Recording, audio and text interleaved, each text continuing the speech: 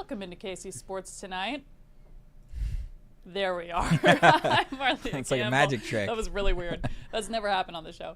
Marlia Campbell here with Gabe Swartz. It is Tuesday, April 29th. And we have a little bit of Chiefs roster news. I guess you can call it that, although it's entirely expected. But Gabe, Chiefs picking up the fifth-year options for George Karlaftis and Trent McDuffie. Obviously, this news comes by no surprise based on both of those guys' performance over the last couple of years, but news nonetheless. Your reaction to that coming down today? I think it's the presumptive next moves in the line of either extending or figuring out the plan for Trey Smith, and if that's something that happens this offseason, or if they let him play on the franchise tag and then they do it next offseason, we'll see. But I think that given the amount of discussion we've had and the amount of accolades that I guess the 2022 NFL draft class of the Chiefs has had, part of the reason that they've gotten such acclaim is because the two first-round picks that the Chiefs had in that year, their own, which they've used, and then the trade-up spot that they had and were able to in acquiring an extra draft pick through the Tyreek Hill trade, gets them Trent McDuffie. It nets them George Karlaftis, and Trent McDuffie's been an all-pro level cornerback. You've seen moves that the Chiefs have done this offseason in bringing in Christian Fulton, drafting Noel Williams, hopefully getting a completely healthy Jalen Watson, and being able to have Josh Williams in a complementary role. I think that cornerback room sets them back up where we've heard Andy Reid this offseason talk to reporters and say, we think that Trent McDuffie is at his best when he is operating in the slot as the slot corner, and he is as currently constructed for the Chiefs roster, he's in a spot where he will be able to operate at his maximum ability. And so I think that we've already seen enough in the first 3 years that obviously that they were going to pick up his fifth-year option, and then it just becomes a look toward when does that extension come into play, because I would think that they're going to be much more willing to be in on a guy who has been very consistent both in the lineup, health-wise, production-wise, all 3 years of his career, and doesn't have the question mark physically with the knee that L'Jarius Sneed did as a comparison to somebody else in the cornerback room that they weren't willing to go to. And so George Karlaftis, on the other end, probably is not peaking at the all-pro level that Trent McDuffie's doing, but he is a solid, very productive player who you're not easily replacing for what the cost is going to be. And so having him under control, I think that the Chiefs, if I was Brett Veach, I would let him play out this year, play out next year on the fifth-year option, and then see what you're willing to pay him following the 2026 season. But it's a no-brainer move to pick up the fifth-year option for both of them. Yeah, it's funny when you mentioned that both these guys are in the 2022 draft class. When we were in New Orleans, Mark Pallis and I were working on a story about the 2022 draft class and the impact that they had. And we were talking to Isaiah Pacheco about this because he was a seventh rounder in that draft. And he said he remembers them all being at training camp and them all talking to each other and being worried about making the roster, which is just such a funny, far cry from where we are now. And certainly didn't seem that way from a bird's eye view, media perspective at training camp that year. But funny how a couple of years can change. And now most of those guys are, starters and key contributors on this team. So, again, no-brainer on the move, but cool to see kind of that domino fall today. And the next step, I think, is, as you mentioned, getting Trey Smith on that long-term deal and then potentially looking at McDuffie and Karlaftis down the road. Okay, speaking of the future of this roster, rookie minicamp this week. Gabe, I know we talked about this a little bit yesterday. We were a little bit more zoned in on kind of the picks and our grades of them. What are you looking for at rookie minicamp? Maybe a top storyline or two that you'll be following. Saturday, Sunday. Yeah, I think that because we already have discussed how much of the health question mark comes into play with Josh Simmons, and not necessarily expecting him to be a huge contributor or a huge participant in this kind of level of operation at this point. I would say I'm looking more toward the others in the draft class, specifically the Jalen Royals, who are getting that kind of hype as, oh, this is a guy who went in the 4th round who people said he could have gone late 2nd round, early 3rd round, and it wouldn't have been a reach. A lot of people, a lot of the draft analysts had Jalen Royals as a guy who was somewhere between like the 55th and 80th best prospect in this draft class, and he got picked at 133.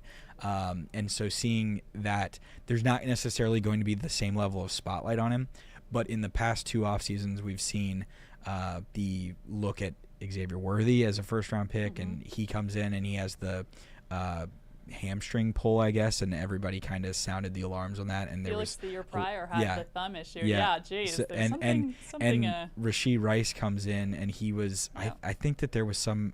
I remember there being a story about him being so nervous he was like throwing up. That was at training camp. That was at the training first camp. day. Yeah, There I think you it was go. a combo of sprints and and nerves. Yeah. So there's all that, but I don't think that there's necessarily the same level of worry. But seeing that, I think that I know that the Chiefs waited on until the 7th round to pick him, and I know that I'm focusing on the offensive side, but there was so much. We made so much of the injury to Isaiah Pacheco, Kareem Hunt coming in and just kind of filling the void, but being productive but not explosive.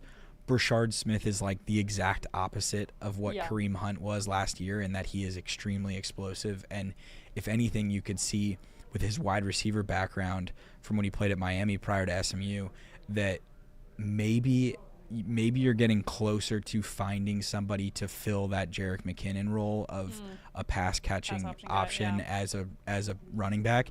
So I'm looking at those guys because we can't focus on the 1st-round pick because of the health stuff with Josh Simmons. Yeah, and we won't really get a look, honestly, until a couple weeks into training camp when the full pads come on. And we start to see kind of those position battles play out and start to see actual football, because this weekend I remember talking, I think we were interviewing Andy Reid last year, maybe the year prior, and he talks about how for a lot of these guys, like Jared Casey, the KU former walk-on who rose to fame by scoring the go-ahead 2-point conversion in overtime against Texas a couple years back, and then was in the Applebee's commercial. He'll be at training camp on Saturday, so, and who knows, maybe he has a great camp. But for a lot of these guys, this is going to be like their chance to wear a Chiefs jersey, get to show their stuff in front of the coaches and stuff. So for that reason, it's always a lot of fun, because we focus on, obviously the Chiefs draft picks, but there's a lot of unsigned or undrafted guys that, are going to get their chance to kind of show off. And who knows, maybe we'll have a Carson Steele repeat of 2024 with a guy that kind of comes up and surprises you a little bit. Okay, let's round out today's discussion with Royals and Rays, and I guess a little bit of news today. Gabe, with Cole Reagans, I know you just got that up a little bit ago. What was it, groin tightness, not going to start tomorrow? Yes. Concern level. And there's a little bit of exciting news in kind of the wake of that, which is that a St. Joe pitcher, Noah Cameron, is going to get his MLB debut tomorrow. So a lot of fun there. Yeah. But, let's go on the glass half empty side first, and your thoughts about Reagans. Well, when he's been healthy and able to stay in games, he's struck out batters at an unprecedented rate, and one of the best rates in the MLB at this point. I think he's top 5 in strikeouts for this season, but that's despite the start against Detroit recently was not very good. The start against Colorado was uncharacteristic.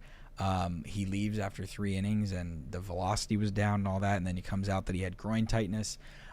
It's kind of been a prevailing theme of the Cole Reagans experience in Kansas City, is that he's awesome, but every once in a while he's just dehydrated and he leaves with cramps of some sort or tightness in his, I think we've heard groin, calves, lower legs, and so I think that there's got to be some kind of focus from the Royals training staff to be like, we have to figure out how to pump this guy full of fluids. And I know that there's been discussion about Reagans being one of those guys where like every time that it's his day to pitch, he like works himself into nearly like needing to vomit. And I don't think that sounds like something that's very good for maintaining hydration. However, But and I don't know if I don't know what the Royals' official Gatorade or Powerade sponsor is, but we need to pump this guy full of electrolytes and get him hydrated for his starts, because leaving in the third, fourth, and fifth innings, or laboring through starts because you're cramping in April when it's not even the hottest time of the season and I is think concerning. The consistency of the issue Yes. would be the problem as well. Yeah. Yeah. I tell people all the time, I broke my foot twice in, I think, high school, maybe late high school, and I pulled my groin once. And the foot breaks sound way worse, but I'd break my foot 1,000 more times before pulling a groin again, because those soft tissue injury things just nag forever. But hopefully not the case with Reagan's. And again, going to the glass half full version of this news is the St. Joe kid getting a start. So exciting for him. He's not going on the IL.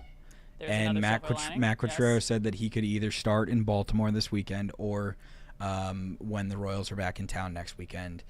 So who knows? But it's not an IL stint, which is the positive. I think you see the news lingering flash up part and of it's the like, issue just continues to be one of those things where it's like, this doesn't make sense, and is concerning in that regard. More good news today is that the Royals have a chance to get back to 500 after what was there's so many games in the Major League Baseball season, but when you have a road swing 2-8 early in a year with so many high hopes, it's kind of like, okay, we're digging ourselves a hole a little bit. Come back home, finish 5-1, and now you got a 6-game road swing before you come back to the K. How do you feel about this Rays series and then heading up to Baltimore right after that for another 3-game swing? I think it'll be interesting because the Royals always play in the Cactus League in spring training, and because of the damage to Tropicana Field, the Rays are playing at Steinbrenner Field, the home of the Yankees, for spring training. And at this point of the season, the Royals have played 29 games and have 13 home runs, which is one of the lowest totals in the league.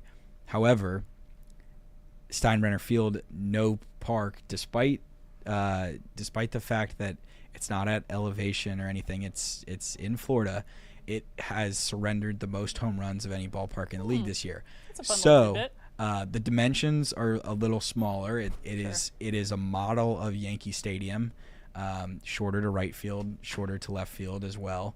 And so I remember when the Royals were in New York predicting a Bobby Witt home run. I'm predicting a Bobby Witt home run again tonight. And I think that the pitching matchup as well, Taj Bradley, who's starting for the Rays, is susceptible to a high fly ball rate against right-handed hitters. So maybe it's Bobby, but I'm going to cover my bases and say maybe it's Salvi. Who knows? But we can just say everyone. Yeah, exactly. And then one of these takes will work by the end of the night. But you're just thinking, for a Royals team that has not had much success with the home run ball, maybe this ballpark is a little bit of a help to kickstart them into the late spring and early summer of warmer temps. The ball carries a little bit more, and then there you go. Get the bat so we'll spot see. A little bit. Yeah, I like that take. So your take is Royals win and Bobby Witt Jr. homers. There you go. Okay, I like it. And then heading up to Baltimore later this week as well, of course, rematch of the team that knocked the Royals out of the playoffs last season, but we've seen them face the Royals once this season. Do you have your eyes on that one yet, or are you just kind of staying? I think that they just need to focus on what's ahead of them. Minnesota and Cleveland are playing each other this week, so they're going to beat up on each other. Detroit lost last night, so that's always good for you. And we'll just see. You just got to keep hanging around the wild card. But their offensive numbers, they are just treading water because the pitching's been so good. They have to produce more runs to take the onus off of the starting rotation and Bobby Witt from just producing pretty much everything for them. So when I say I'm thinking the ballpark may help things, I'm almost manifesting it because it's almost necessary for the Royals to have more success to get the bats going. Sure. Okay, look ahead to the rest of the week. So Royals, Rays over these next couple days. We touched, they'll head up to Baltimore after that. U.S. Rugby in town later this week. Friday, it'll be the U.S. national team against the Canadian national team at CPKC Stadium. So that'll be a lot of fun. That is already sold out. And then as we touched on, rookie minicamp coming up Saturday and Sunday. So a lot to look forward to. We'll be talking all week long about all these different subjects. But for now, same time, same place tomorrow. Gabe, thank you so much for your time, and we'll see everyone back here tomorrow.